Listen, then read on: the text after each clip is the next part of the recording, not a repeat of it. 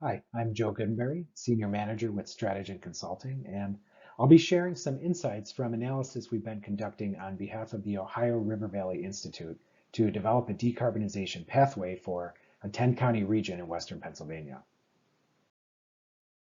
Our analysis for the power sector is built around 5 key assumptions. First, our pathway is centered around clean energy resources, particularly wind, solar, and storage, as well as existing nuclear. And the aim here is to reduce power sector emissions in a manner consistent with limiting global warming to 1.5 degrees Celsius by 2050. And as part of doing so, we believe that leveraging power sector imports can help arrive at a more optimal solution. Historically, power generation from this region has been more than is necessary to meet load, and as a result, the region has been bearing more of the burden of being a net exporter of energy, particularly from an emission standpoint. So our analysis doesn't assume that local load needs to be met by local generating resources, and instead, we allow for imports from elsewhere in the PJM footprint. As part of a larger economy-wide decarbonization strategy, our pathway includes deep electrification of both the buildings and transportation sectors. And that obviously will increase electricity load, but also allow for the emissions associated with these uses to be reduced as the power sector continues to get cleaner. Some of these large increases in load will be offset by energy efficiency measures based on economic potential in the region. There's an added benefit for the local economy here as well, since the large majority of energy efficiency improvements can be performed by workers in local industries.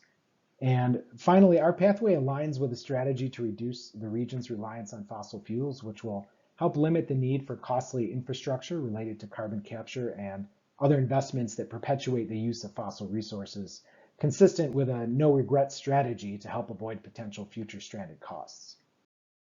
So just a very quick note on our methodology here.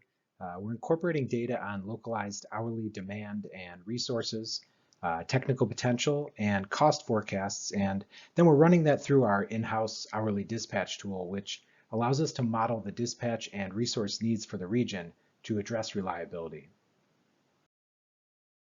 So our findings suggest that there's a tremendous opportunity here to move Western Pennsylvania towards clean energy resources, particularly as part of a larger decarbonization effort throughout the region. The graph on the left here shows the transition in generation capacity from largely coal and natural gas to renewables, storage, and imports. All coal units are retired by 2035, and then by 2050, most of the gas is retired as well. For balancing and reliability, there is a need for some natural gas or other dispatchable resources to remain on the system. The graph on the right shows generation from the region. In our pathway, about 2/3 of local load is met with resources from within the region. Net of electrification and energy efficiency, we see overall load growth of about 33% between now and 2050. As I mentioned a moment ago, for reliability, there is still a need for dispatchable energy. We see this acting primarily as peaking generation, and this could be natural gas, or as technologies continue to improve, it may be longer duration storage or clean hydrogen.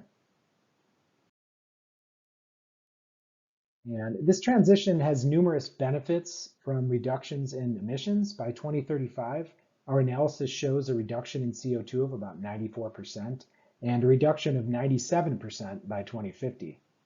We quantify the associated environmental benefits, finding that these CO2 reductions result in a benefit of just over $2 billion in year 2035, and by 2050, the annual benefit reaches $2.7 billion. Additionally, our clean energy pathway would substantially reduce local pollutants, which can benefit nearby communities through lower health and morbidity risks. And really, one of the most compelling findings of our analysis is that our clean energy pathway can actually be lower cost than a pathway that relies on local natural gas resources with carbon capture. And what we've done here is developed an alternative scenario where, instead of retiring most of the natural gas resources in the region, we allow gas to stay on, and the majority is paired with carbon capture technology. We see here that on a dollar per megawatt hour basis, our clean energy pathway for the power sector is about 12% less expensive than a pathway relying on natural gas and carbon capture. In addition, our clean energy case leads to greater reductions in CO2 emissions. We end up with just under 1 million tons of CO2 left by 2050, while The case with natural gas and CCS results in about 2 million tons of CO2 in 2050. So the result here is greater environmental benefit from our clean energy case, making the point even more that a clean energy transition away from fossil fuels would be the least cost pathway for this region. So I just want to share a final slide here that summarizes some of our primary findings. As we continue our work for this study, we look forward to sharing additional results and insights with the ultimate release of our report. We're very excited to be supporting Orvi on this groundbreaking work.